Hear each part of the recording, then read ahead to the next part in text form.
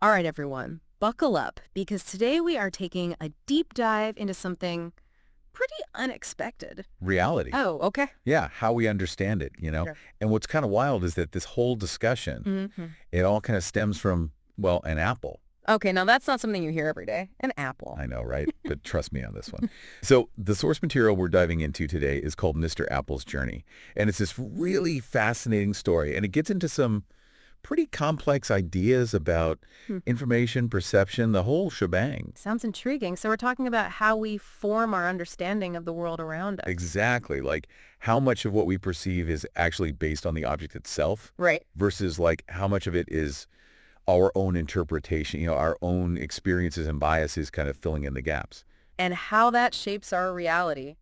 I'm with you. Where do we even begin with something like that?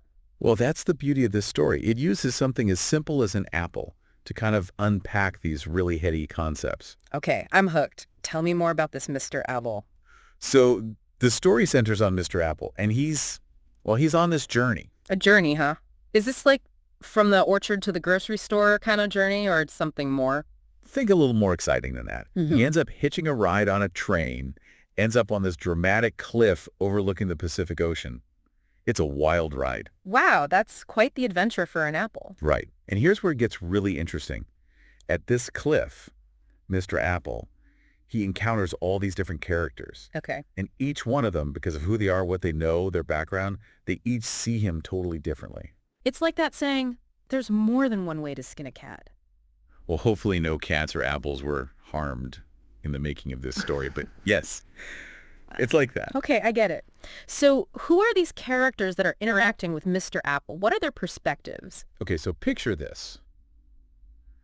You've got a soccer mom, right? Just your average, everyday soccer mom, completely caught up in her busy day. Okay, I can picture that. She sees the apple, and she might just register it as like a healthy snack, something quick for her kid. Makes sense. But then you've got someone like a produce manager, Okay, yeah. and when they see Mr. Apple, their mind immediately goes to logistics. Like supply chain management, things like that. Exactly. The journey from the orchard to the store shelf, Yeah. the delicate balance of supply and demand, they're seeing a whole different side of Mr. Apple. It's incredible how even something as seemingly straightforward as an apple can hold so many layers of meaning depending on who's looking at it. That's exactly what the story gets at. It's all about what they call the information manifold, basically. It's all the data, both the factual and the perceived, that surrounds an object. Interesting. So it's not just about the apple itself, it's about all the information, all the experiences and perspectives that we layer onto it. Right. And it's constantly expanding, evolving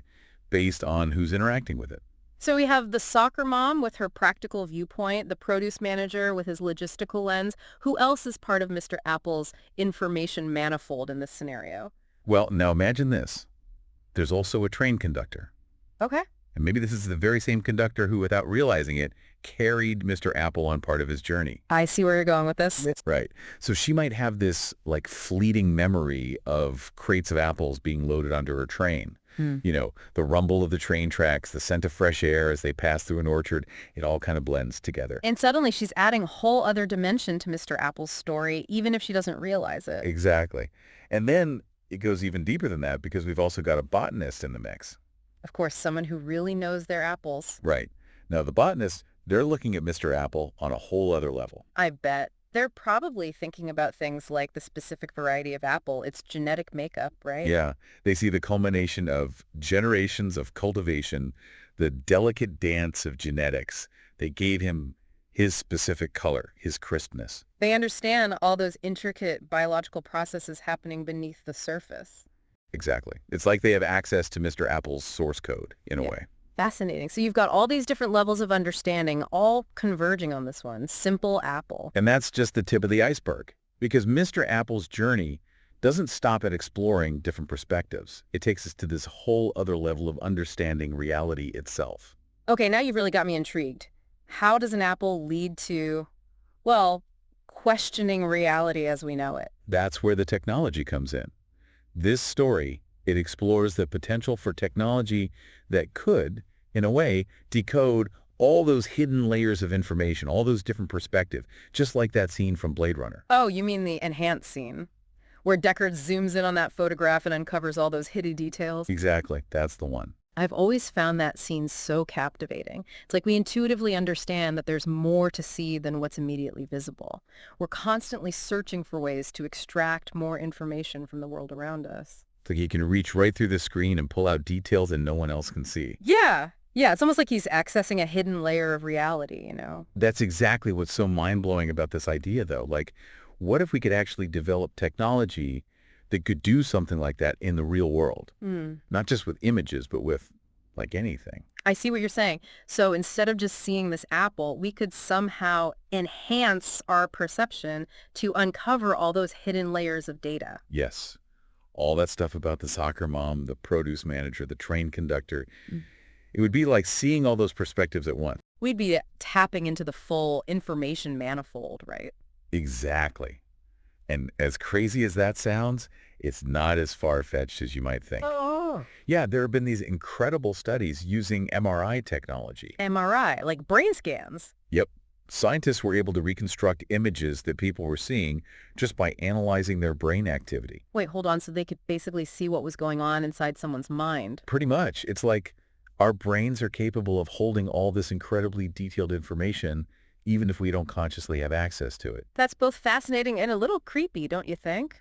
I mean, what are the implications of that? Right, and that's what the story really makes you think about. If we're on the verge of being able to decode all this hidden information in our brains, what does that mean for the future of simulation? Simulation. So we're going from apples and brain scans to, like, simulated realities now. It all ties together, trust me. The thing is, to create a truly convincing simulation, we need to account for all those layers of data, all those different perspectives that make up our understanding of something. Okay, I'm starting to see the connection here. So it's like the more information we have, the more realistic the simulation becomes. Exactly. And the story talks about this gap between the real object and our perception of it. We call it data parallax. Data parallax. Okay, can you give me an example of that? I learn best with examples. Sure. So go back to our apple, the soccer mom, her view of Mr. Apple. It has a lot of data parallax. She's only seeing a tiny fraction of what he really is. Right. But the botanist, with all their knowledge of apples, they're getting closer to that true picture. So they're reducing the data parallax. Exactly. The more information we gather, the smaller that gap becomes. And ultimately, that's the key to creating simulations that are indistinguishable from reality itself. So it's like we're striving for a perfect reflection, but instead of using a mirror, we're using data. That's a great way to put it. And it makes you think about all those classic sci-fi concepts that have always fascinated us, like teleportation. Oh, like in Star Trek. Exactly, the transporter. I mean, if you really think about it, to transport someone, you'd have to capture every single bit of information about them, their physical structure, their memories, everything. You'd need zero data parallax, otherwise things could go very wrong. Right. And what about something like the holodeck? Creating these incredibly realistic virtual environments that's all about minimizing data parallax, making the virtual feel real. And don't even get me started on the replicator. Imagine being able to synthesize anything you can imagine just from raw data. Right. It all comes down to having that complete picture, that perfect understanding of an object's information manifold. This is all pretty mind-blowing when you really start to think about it. So are we saying that the future could hold simulations so real, so convincing, that we wouldn't even be able to tell the difference? That's the big question, isn't it? And I think Mr. Apple's journey does a brilliant job of taking what could be a very abstract concept and making it relatable. If we can start to question the nature of reality with something as simple as an apple, where does it end? It's a bit like looking through a microscope, isn't it? You start to see the world in a whole new way. Totally. And it makes you wonder, if we can actually reach that point of zero data parallax, creating a simulation that's indistinguishable from reality, what then? Would we even want to? That's the million-dollar question, and I don't think there's an easy answer. Would a perfect simulation, one that truly captures the essence of something, be enough? Or is there something inherently different, something special about the original, even if we can't quite put our finger on what that difference is? It really makes you think about all those what is real conversations.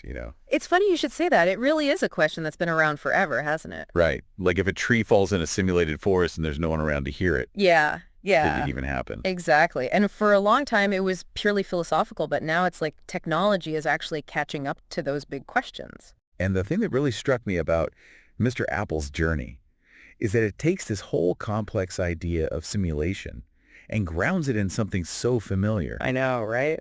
It's like if we can start questioning the nature of reality with something as simple as an apple, well, the possibilities are kind of endless.